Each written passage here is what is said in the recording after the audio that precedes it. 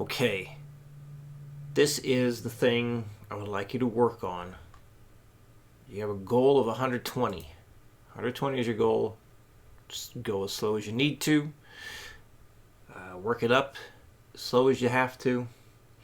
The goal is 120 for the whole thing. Now, not sure how much you know about Guitar Pro, so I'm going to show you some stuff you can do right now. Currently, this is set up to not have the metronome or the count in turned on. So now it's off, now it's on, and now it's back off. So the drums will give you a count in. And if you want to see the drums and the bass, because I'm going to be turning it off, but if you want to see it, you want to come up here to this panel, hit this button here, close to the upper left, this guy, and you see that you got the different tracks down here. Now, if for some reason you don't see the multi-track thing, it could be that it's set up like this. In fact, when I send it to you, it will most likely be set up like this. So, once you see it, and once you open it up here, and you'd like to see everything, you just click on that, and this way you can see the guitar, the bass, and the drums. What I did with the drums is every time you play a chord, you have an open hi-hat. Every time the hi-hat is played, when you do not hit a chord, you will have a closed hi-hat. So we always have the kick on the 1 and 3. The snare is always played on the 2 and 4. So kick on 1 and 3, snare on 2 and 4. Hi-hat is played solid eighth notes the whole time. Just 1 and 2 and 3 and 4 and 1 and 2 and 3 and 4 and. So that'll help, should help you hear the rhythm better. And again, to really help you hear where those chords come in, you will have an open hi-hat being played. Only exception is at the very beginning we have a crash cymbal, and the very end, crash cymbal once more. But that's it. Everything else is either open hi-hat or closed. So I'm going to turn this back off. This way we just see the guitar. Now, if you turn off the multi-track view and you're not seeing the guitar, that means the guitar track is not selected. So just make sure you click on the overdriven guitar track and you'll be okay. I'm going to turn that bottom panel off again, clear up some room, and what I'm doing right now, I just hit Control, Alt, and the letter D at the same time, and that brings all this stuff up here. This allows me to make adjustments to the music, make it look a little bit better.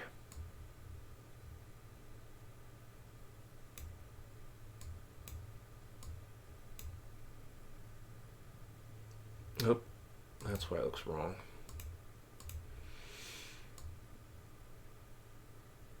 There we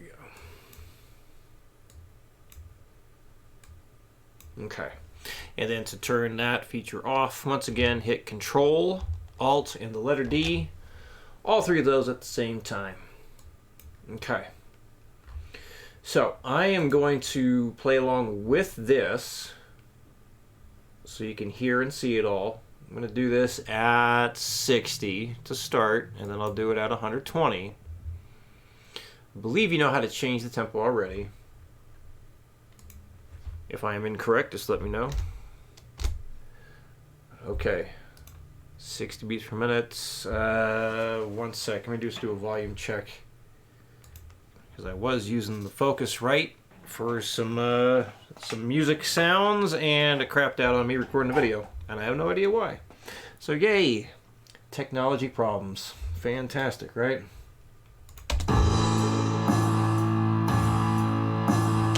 Okay. Yes, I should explain things a bit further. So, you are absolutely welcome to solo things. So you want to highlight something and just work on that one spot, that's totally fine. In fact, it could be a very good idea. I think you know how to put the loop on because you've already done it, but just in case, The loop feature is right up here. So all this current highlighted bar, all quarter notes. So every time we have a downbeat, we are strumming down, okay, or hitting the chords. So yeah, we're doing all downstrokes right now anyway. Next, we have 2 quarter notes and a half note. So you're going to be strumming on the 1, 2, 3, and that rings out for 2 beats. Here we have all half notes. So we strum on beats 1 and 3. So that rings out for 2 beats. That rings out for 2 beats. This line will have a half note, so that rings out for 2 beats, and then 2 quarter notes. So half note and 2 quarter notes. So you'll strum on beats 1, 3, and 4. And then most likely the most confusing part will be at the end. Here we have a quarter note, then a half note, quarter note. So we'll strum on beats 1, 2, and 4. 1, 2, and 4. So again, if you need to focus on any specific point, just highlight it, loop it, and practice that. Still best to count 1, 2, 3, 4 as you go. And again, your goal is 120. And I want you to take as much time as you need to in order to get there. So, that being said, let's play this thing at 60.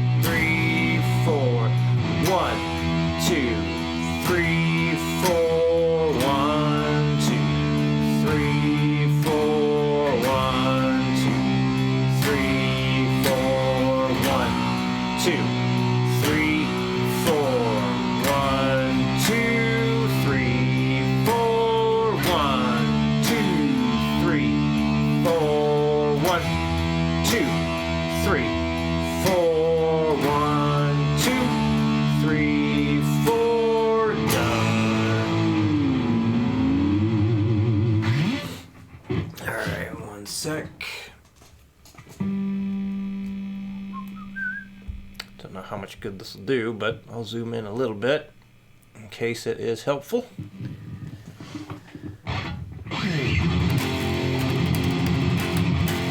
Oof. Let's see. Diddle-a-dum. Alright, well, a little bit closer on the fretting hand. Alright, so now I'm going to play it at the goal speed of 120. Here we go.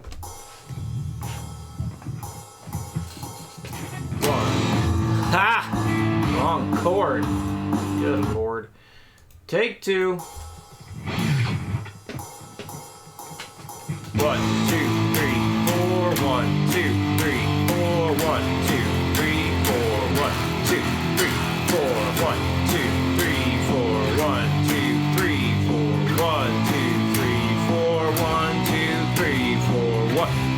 3, 4. 1, 2, 3, 4. 1, 2, 3, 4. 1, 2, 3, 4. 1, 2, 3, 4. 1, 2, 3, 4. 1, 2, 3, 4. 1, 2, 3, 4, 1, 2, 3, 4, 1, 2, 3, 4, 1, 2, 3, 4, 1, 2, 3, 4, 1,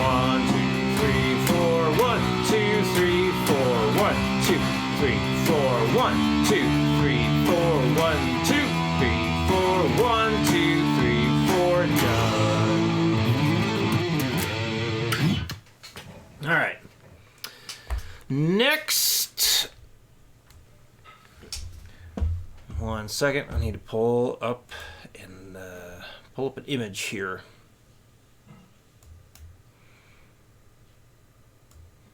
So one thing I am going to do, that's in the wrong folder. No, it's not working. Oh my god. For some reason, my download folder just doesn't like opening lately. At least not through Windows Explorer. So let me try a different way. Alright, good, this is working. Alright, there we go. So this is one thing I'll be sending you. Your A minor pentatonic scales. So this shape right here is the one that you know.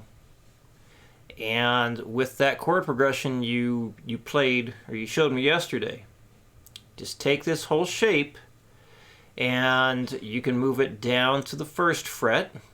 So you'd be playing an F minor pentatonic. So then the frets would be 1, 4, 1, 3, 1, 3, 1, 3, 1, 4, 1, 4. So it's the exact same shape. You just move it all the way down to the 1st fret. The pattern stays the same. So if you can just picture picking up all these dots and then whoosh, moving it down, that's how it goes. That's how all these shapes can be moved to different keys. The other place shown that you liked last night, and it stands out much better than down here, is take this shape and move it to begin on the 13th fret. So then you'd have 13, 16, 13, 15, 13, 15, 13, 15, 13, 16, 13, 16.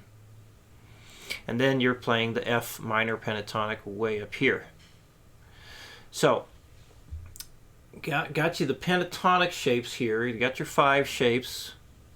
And then down here is your combination of all of them. And then the other one sending you, 1 second, the blues scales. And you got a blue note for the blues note. So hopefully that stands out really well. Basically, the A minor pentatonic, you have an A, C, D, E, G. So the red dots is what I'm looking at here. A, C, D, E, and G. So this note here is a D sharp. So that note right there, that's the blues note. So with the root note being on 5 on the E string and the blues note being on 6 of the A string, that's basically what makes that chord progression you played sound the way it does, from going from this distance or this note up to this distance here. So you were doing it over like this. You're playing, you know, the F to the B. So you see it's like the same distance here to here. So like this A to D sharp is the same distance as the F to B. So it's the same look, right? Just shifted down.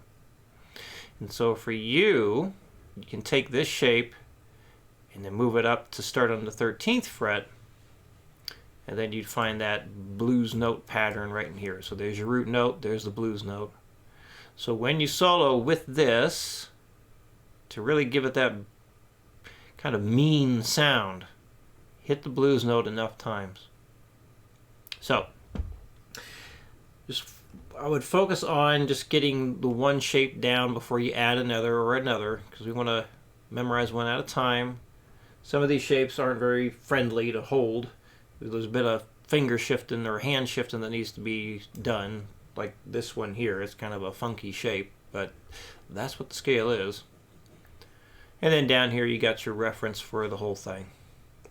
So we will go into more detail with this, and I'm thinking that with this approach we have on screen right now, for this and even some single note stuff, might do kind of like song-based things like this, like etudes. So this way you have a thing to work on. Once you get it done, we can move on to another one.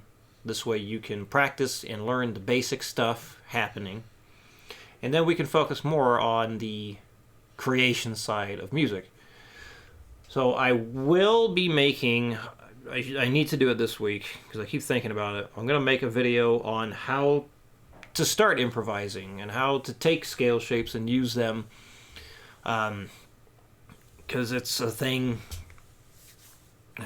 Basically, it's a subject that I go over often with people, so I just need to make a video and go into some good detail with it, show some different shapes and whatnot, and then you can just watch it over and over again instead of having it be part of a recap. It'll just be a solo video. You can just watch whenever, and it'll be just that subject. So, we will get into that. Any questions in the meantime, let me know, and I'll see you again next week.